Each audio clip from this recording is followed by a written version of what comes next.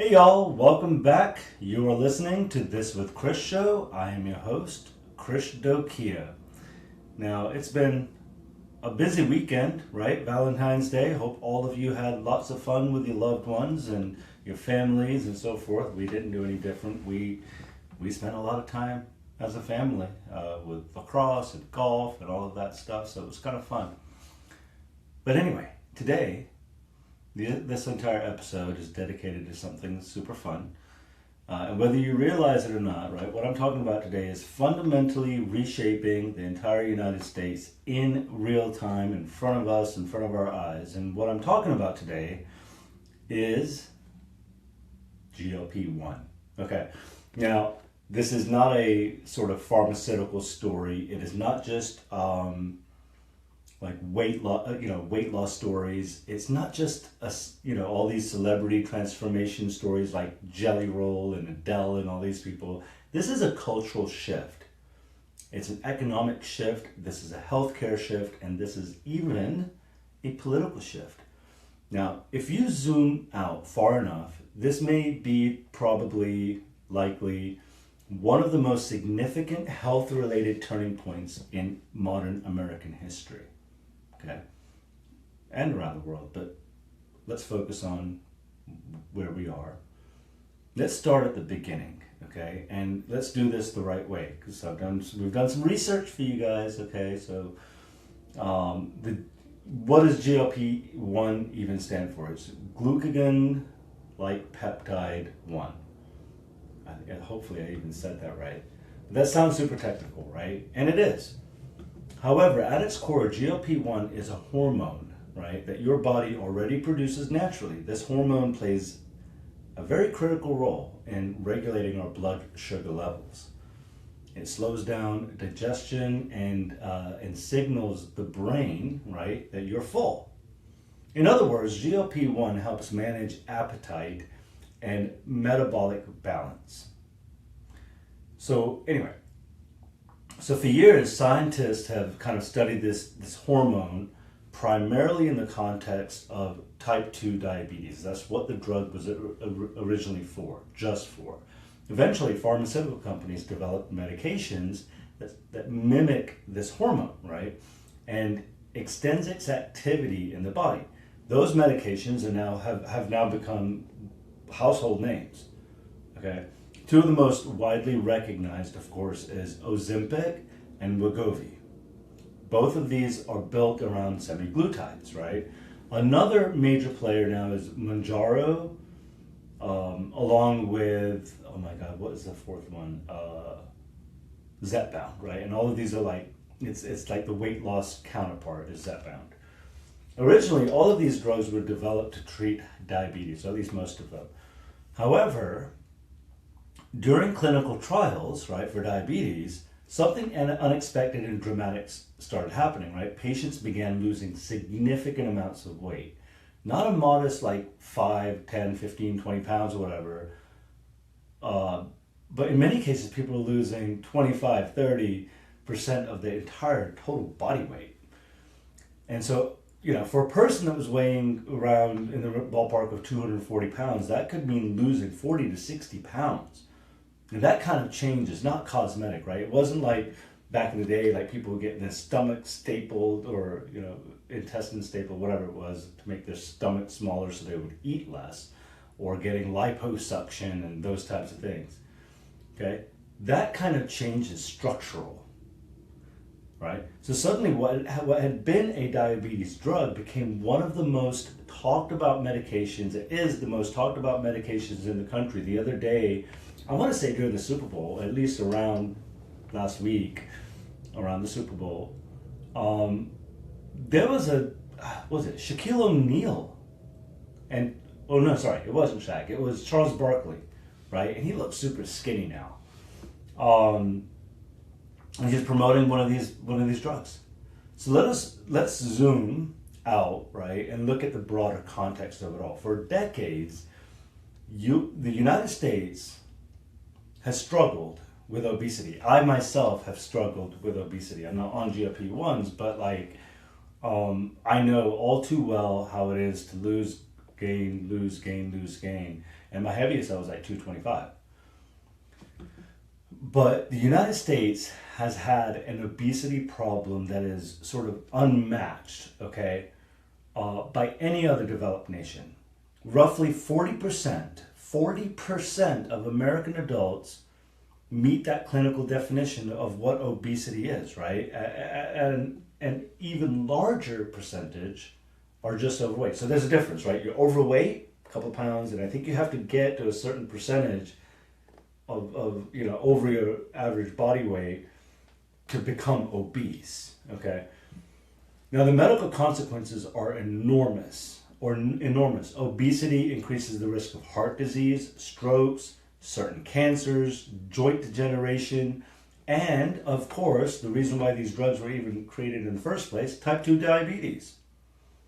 And for years, the public messaging around weight centered on discipline. Eat less, move more, go to the gym, have better willpower, show more willpower, right? However, what GLP-1 medications have done is reframe the entire conversation, at least part of it. It has forced a national reconsideration of the idea that weight is simply about personal discipline. Okay, because as you all know, there's very few people in the world, not in the world, but a very small percentage rather, that actually just can't lose weight, right? You get that, right? Like, it is true that if anyone wants to lose weight, they're able to lose weight, for seldom few, okay? And so anyway, I don't know why I even said that, but you hear what I'm saying. So many patients report something profound, right? When they begin these medications, they describe what they call food noise that disappears. They say that the constant mental chatter that they have in their heads about eating all the time, it quiets down. And they feel full sooner.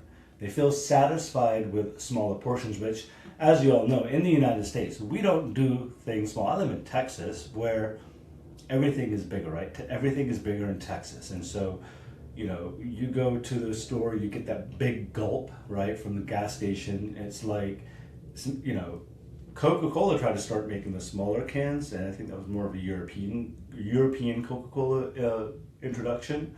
But you go to the gas station here, and a small is literally like a quarter of a 2 liter, like it's like a half a liter of soda. And then you get free refills or whatever. It's wild. It is wild.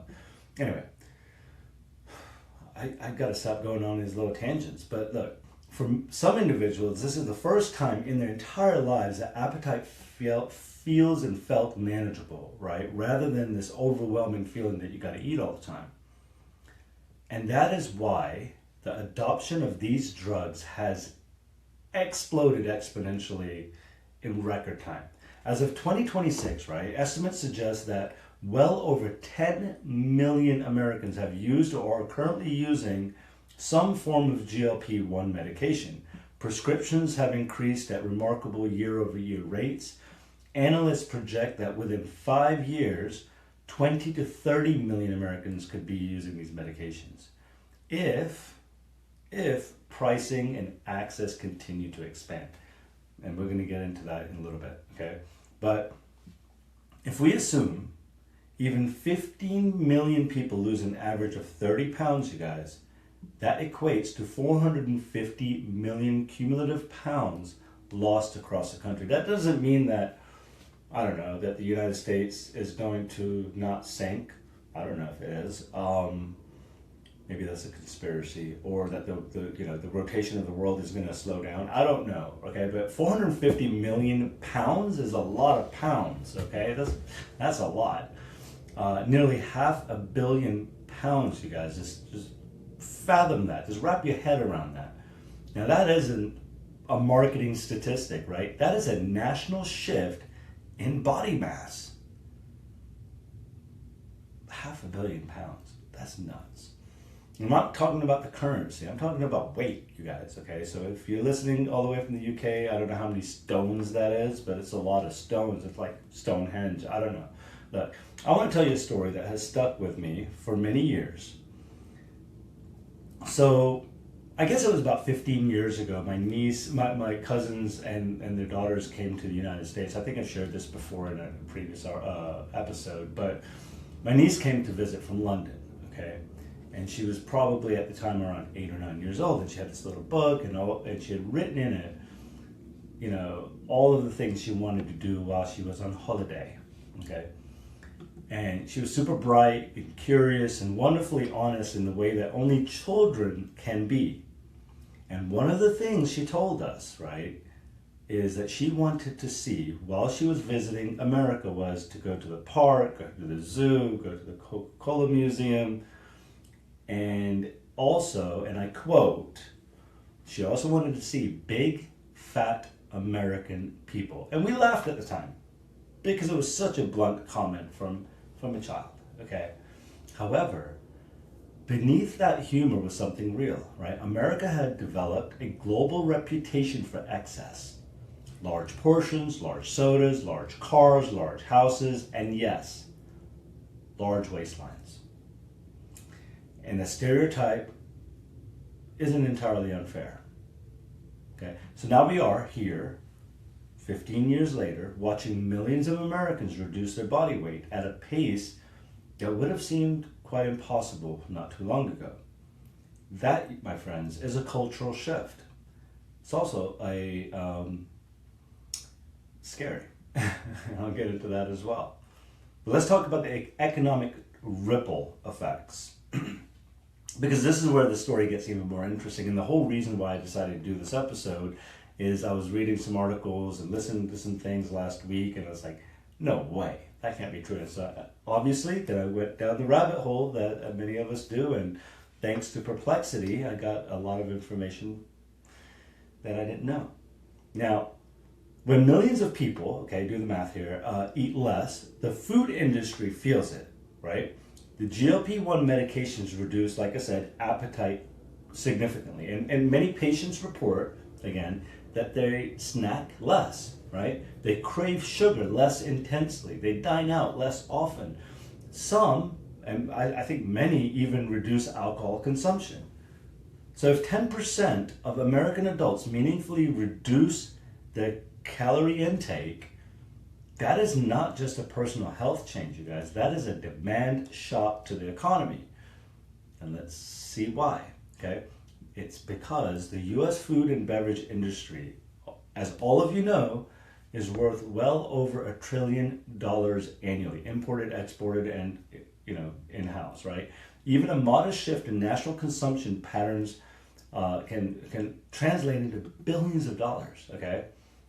Billions of dollars of revenue impact. Some of those same food companies, right, have already acknowledged the rise of GLP-1 usage is something that they are now monitoring very, very closely, right? Now consider the airlines, and I thought when I read this, it was so funny, right? Because it sounds crazy, it sounds absurd, but it has been grounded in mathematics, and who are we to argue with math, okay? Our airlines are now calculating fuel efficiency down to the pound. They always have. But fuel is one of their largest operating expenses, right, as oil continues to fluctuate. Aircraft weight directly affects fuel consumption. Get it? So if the average passenger weight declines by even 5 pounds over time, across millions of flights annually, that now creates measurable fuel savings.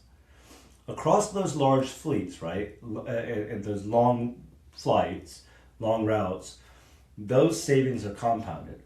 And that could translate into hundreds of millions of dollars in efficiency improvements across airlines. So I'm not saying go buy airline stock, but maybe I am, okay? It is remarkable to think that a diabetes medication, right, could indirectly affect airline profitability, yet that is the scale of systemic impact that I'm discussing with you today.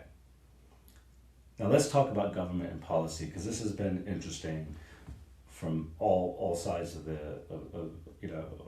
no matter which way you look at it, no matter which party is reporting it, right? The rapid rise of GLP-1 medications has triggered debates around pricing. The Trump administration has applied pressure to pharmaceutical manufacturers to reduce list prices and expand affordability. We saw some news about it just last week. These medications become viewed not just as cosmetic tools, but as public health interventions. And these pharmaceutical companies and the manufacturers have responded with announced pricing reductions and expanded patient assistance programs. They have been negotiating, right, regarding Medicare coverage and insurance reimbursements, because some of the reimbursements I was reading are ranging from, I think, like $500 to $600. Free, maybe $50, all the way up to a couple of $100, and it's getting, in some places, getting less affordable, and people are having to come off of whatever GLP-1 they're on.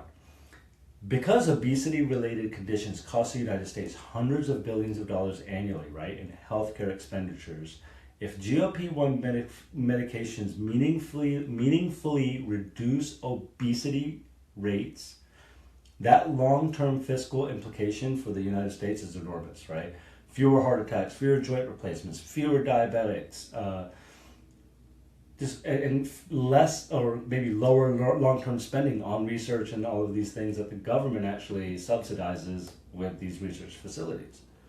However, that debate is not one-sided. So while the Trump administration is pushing and they have reduced prices in recent weeks, RFK, right, Robert F. Kennedy Jr., Secretary of Health,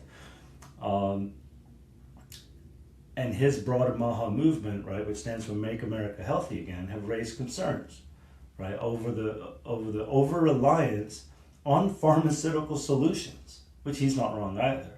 Their argument is not necessarily that GLP-1 medications don't work, rather that the concern is that America is now over-medicating its way around a deeper systemic issue, right? It's the argument there for MAHA is that ultra-processed foods, right, industrial agricultural practices, environmental toxins, and lifestyle habits are actually the root causes of obesity epidemic, okay?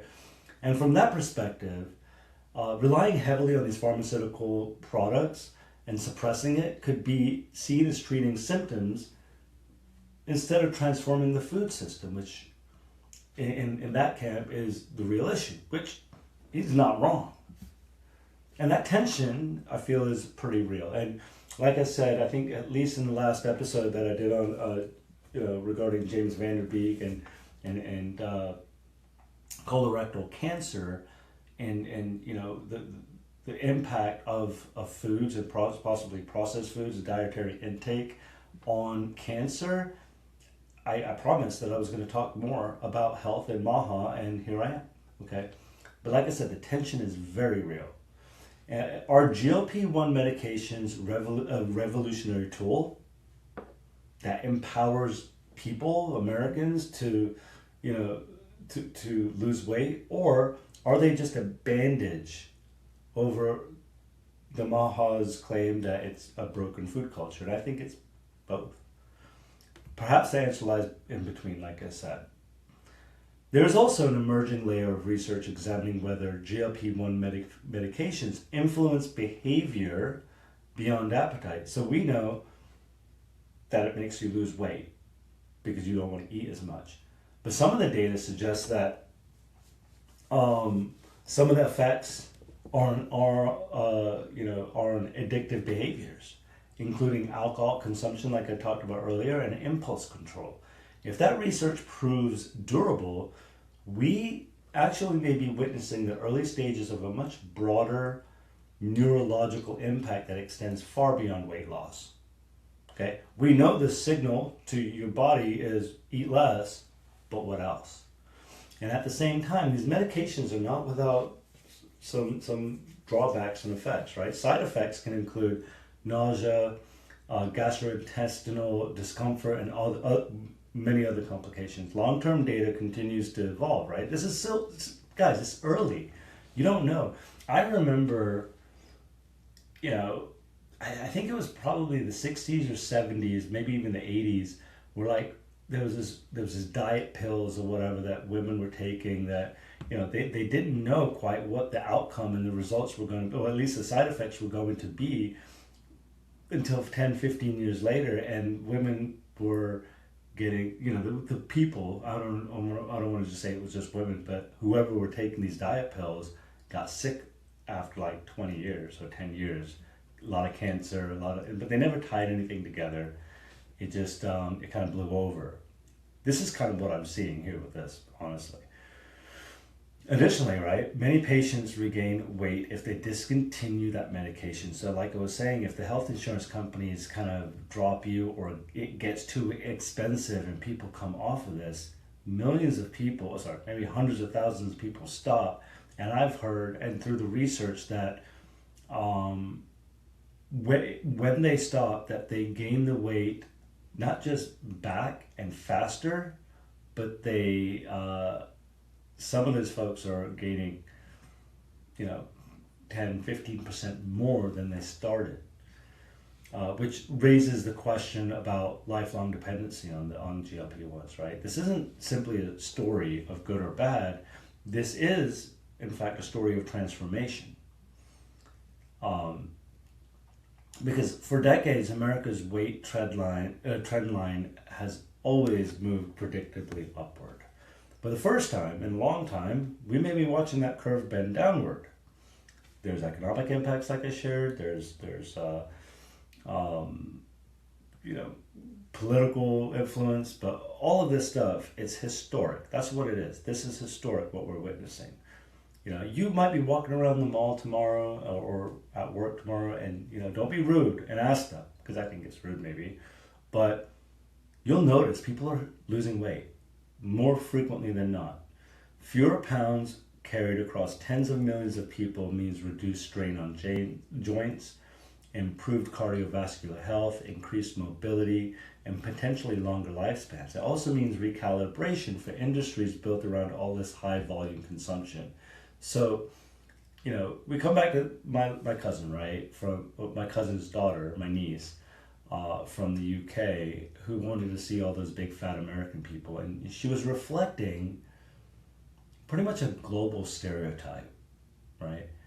The question now is whether the GLP-1 era will rewrite that stereotype, or will something else come about because of the GLP-1s, right? Will America become leaner, healthier, and more metabolically balanced, or will we then become a nation that depends on injections, right? Oh, by the way, most of these drugs you have to inject into you.